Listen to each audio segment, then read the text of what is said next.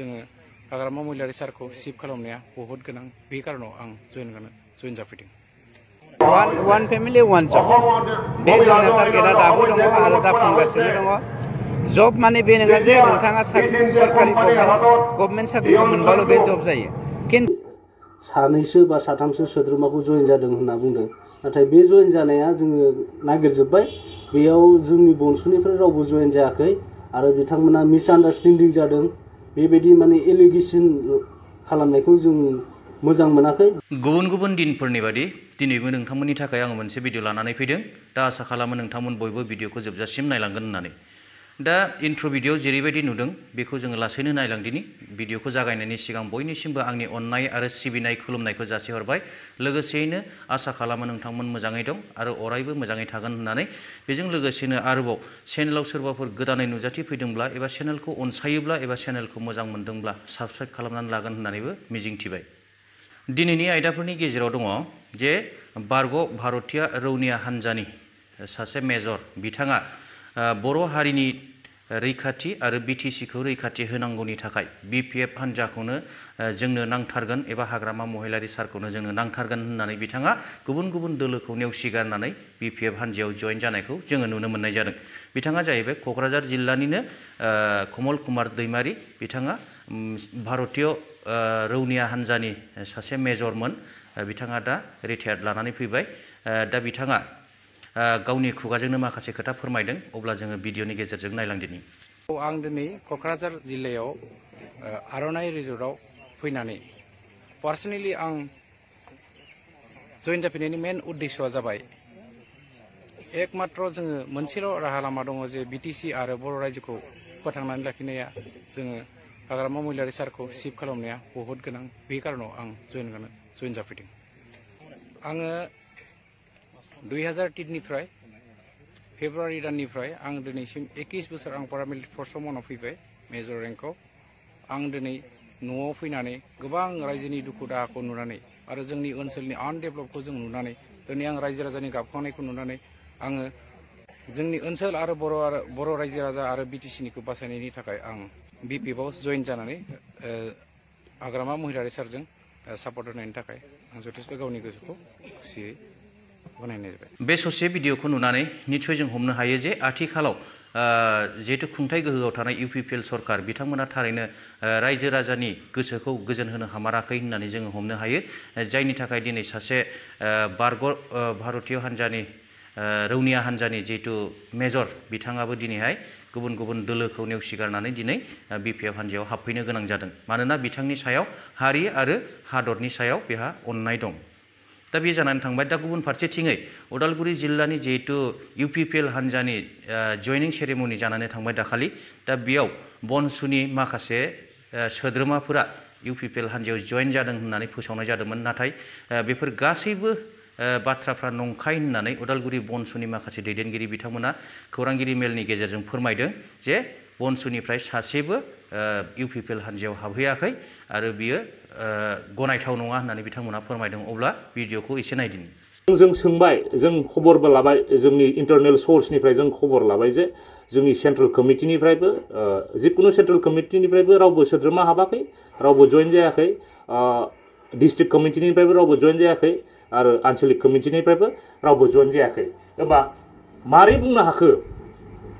बुंनो हाखो जे इसिबां रोखायै खौरां बिजोंनि गेजेरजों मारै बुंनो हाखो जे बेयाव जोंनि बनसुनि सोद्रोमा हाबदों होननानै?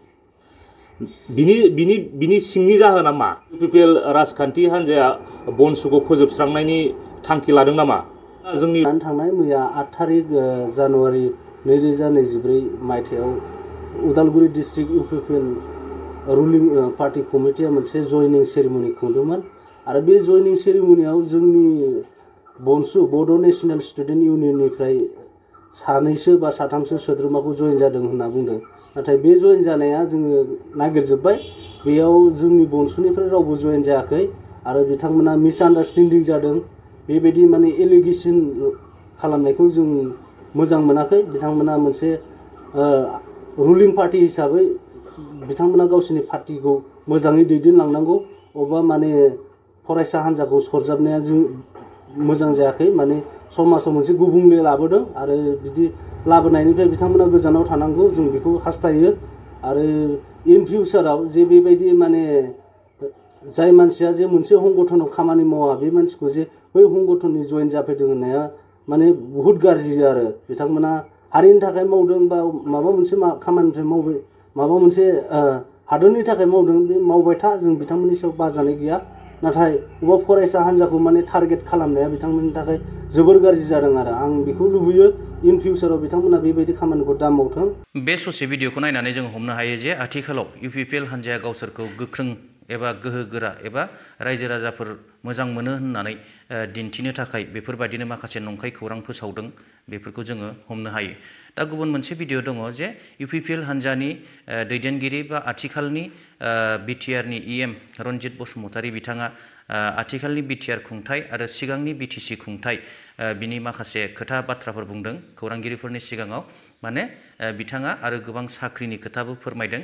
दा बिथांनि बुंनाया बेसेबां सैथो बेसेबां असैथो आरो बेसेबांसिम जाफुंसारहैगोन बेखौसो साननो गोनां बाथ्रा जाबाय मानोना बिथांमोना सिगांनिफ्रायनो गोबां समनि सिगांनिफ्रायनो माने गोबां सुबुंफोरखौ गोबां लेखा गोरों सेंग्रा सिख्लाफोरखौ साख्रियाव सोनायनि खोथा आरो पास जानाय जिहेतु बिजाथिफोर बिथांमोनखौबो साख्रियाव सोनायनि खोथा बिथांमोना बुंबोबाय थादों नाथाय दिनैसिमबो गोबांखौनो मावफुंनो हानायखौ नुनो मोननाय जायाखै। अब्ला भिडिअखौ जोंनि UPPL दोलोआ मानबिलि प्रमद बर' बिथांनि दैदेननायाव साख्रि होनो दा हाथों होननानै बिथांमोना हाइकर्टआव रिट पिटिसन जमा होदों जे जोंनि सेन्ट्रेल सिलेक्सन बर्डनि गेजेरजों नङाब्ला जों मालाबाबो साख्रिखौ होनो हाखाया नंखायनो सेन्ट्रेल सिलेक्सन बर्डखौ बिथांमोना इलिगेलि 12 जन मेम्बार खालामनानै दानायनि थाखाय जोंनि सरकार फैनायनि उनाव बेखौ जों केन्सेल खालामदोंमोन। बावैसोनो जोङो नैबे पास जानाय जोंनि लेखा गोनां सेंग्रा सिख्लाफोरनि पस्टखौबो जोङो 900 माने इन्टारभिउ फाथिनानै साख्रि होनो नागिरदों आरो बेबायदिनो जालांबाय थासिगोन जों प्राय 11,000नि गेजेरावहाय जोङो साख्रि होनायनि बेबस्था लादों गतिके बोसोरनै दंबावो बोसोरनैनि गेजेराव जोङो मावगोन मानोना थांनाय 17 बोसोराव बिथांमोना जिबायदि 3,000निख्रुइबो बांसिन कोटि थाखा जाखोबाय आरो गोबां इलिगेल खामानि मावबोबाय बेफोरखौ सिद्र खालामनायावनो जोङो 3 बोसोरा थांबाय 3 बोसोरनि 1 बोसोराथ' जों जेबो मावनो हायाखै। वान फेमिलि वान जब बे जोंना टारगेटआ दाबो दङ आरो जाफुंगासिनो दङ।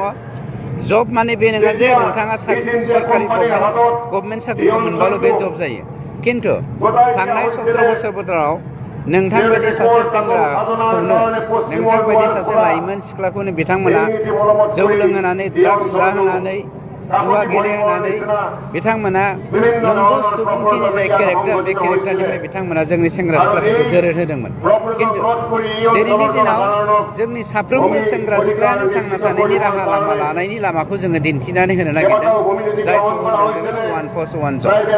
जोङो मोनसे बाथ्राखौ गोसोखां बिथांमोना गावसोरनि पावारखौ जुगामि लाखिनो नागिरनायनि थांखिजोंनो जोंनि गेजेराव सा सोनाब सानजा खोला रानलायनानै जोंनि फिसाफोरखौ जोंनि बिदा फंबायफोरखौ जोंनि आमाफोरखौ डिभिजनाव दोनदोंमोन जायनि जाहोनाव बिथांमोना जोंखौ देगारजोंबो बिखायाव सुनो हादोंमोन आरो नांगौ जायोबा बिथांमोना बिलिर लाबोदोंमोनबो। गतिके बेफोर फाननिफ्राय बेफोर खैसानिफ्राय जोंनि हारिया जोंनि समाजा बिटिआरनि रायजो राजाफ्रा ओंखारबोनो हाबाय बेफोरखौ मोनसे अल्टारनेटिभ लामा मोनबाय। बेवहाय हाग्रामाया जोंनि थाखाय इसु नङा हाग्रामाया दिनै गावनि मानसिखौ थाखा फैसाजों बुरखायना लाखिनो थाखायनो कोटि रांनि हा फानै गावनि पार्टिखौ फोथांनो नाजागासिनो दङ। बे गासैबो भिडिअखौ नायनानै रायजो राजा नोंथांमोना गोसोआव माबायदि मोन्दांथि मोनखो प्लिज कमेन्ट सेक्सनाव कमेन्ट लिरनानै हरदो। दिनैनि भिडिअखौ गोलाव खालाम सानाखिसै जायफोर बिथांमोना भिडिअखौ जोबजासिम नायबाय रोजा रोजा साबायखर थाबाय आरो उननि भिडिअ लोगो मोनफिनबावगोन आसा खालामबाय। दिनैनि भिडिअखौ एसेयावनो दोनथ'बाय। थेंक इउ गोजोन्थों।